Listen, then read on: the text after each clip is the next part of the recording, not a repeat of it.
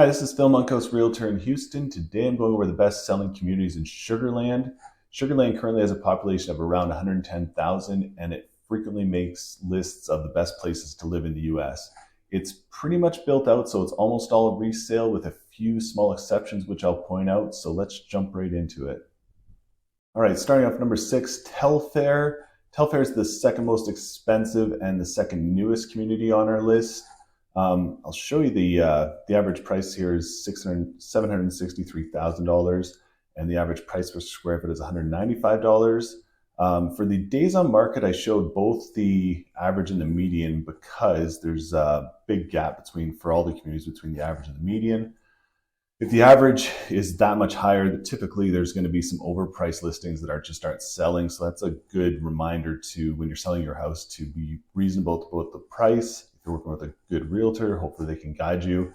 And yeah, you should believe them, because otherwise you're just going to sit. That's what's probably pulling up this average. And the median is significantly lower. These people probably end up with a better price because they priced it properly from the start. So that's consistent all the way through. For all these communities, there's a big difference between the average and the median days on market. So moving on to number 5, Sugar Creek. The picture showing that's the clubhouse for the golf course, really popular golf course in Sugar Creek. Yeah, as you can see, so $536,000 average price, $163 price per square foot, and the average days on market and the median are pretty much exactly the same as Telfair. So Greatwood is the second most affordable community on our list. You can see 45 home sales. The average price is $490,000, $163 per square foot. And you can see how fast the homes are selling in Greatwood. Greatwood's located the southernmost part of Sugar Land. So yeah, only 29 days average and 14 days median. So homes are really selling quick in Greatwood. Greatwood, unfortunately, there's a lot of little communities around Greatwood which kind of stole the Greatwood name. I guess they didn't trademark it or copyright it properly, but yeah, you just have to make sure you're actually in Greatwood. But yeah, very popular community in Sugar Land. All right, number 3 with 53 home sales is New Territory, the most affordable community on the list. Average sales price $461,000, average price per square foot $158. And again, very fast, very quick days on market. Homes are selling 49 days on average and 17 days as a median. Number 2 on the list, and the most expensive community on the list, is Riverstone, 64 home sales. This is the one community where there's still a little bit of new construction going on.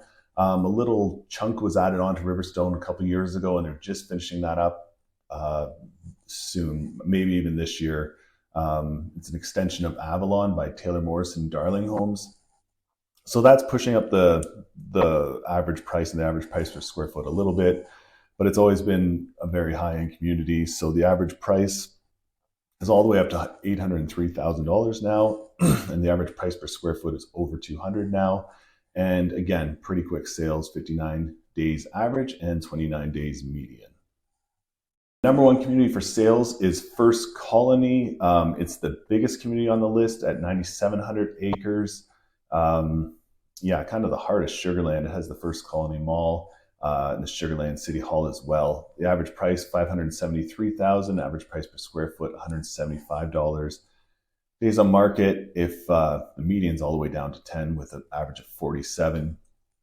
First Colony, when I was just doing the research, I had to go on a map and individually select some listings that weren't part of First Colony or weren't listed as part of First Colony, and delete some that said they were part of First Colony. So yeah, that's pretty important when you're listing your home to make sure that if it's in the master plan community, you have to say yes or no, and you have to do it properly, because if someone's searching specifically to be in that community, you're not going to show up if your realtor punched it in wrong. So that's a really, really important point.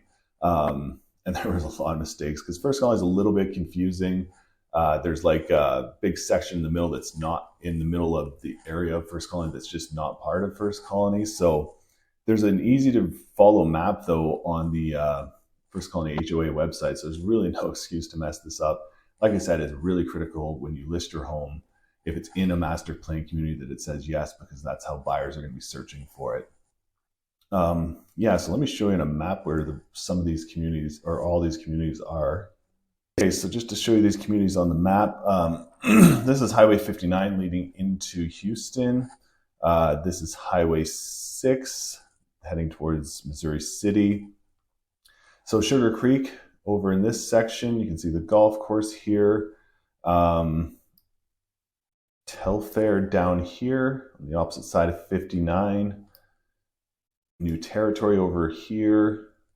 This is that's the Grand Parkway, and there's 90 here. A little further down, we have Greatwood, and then,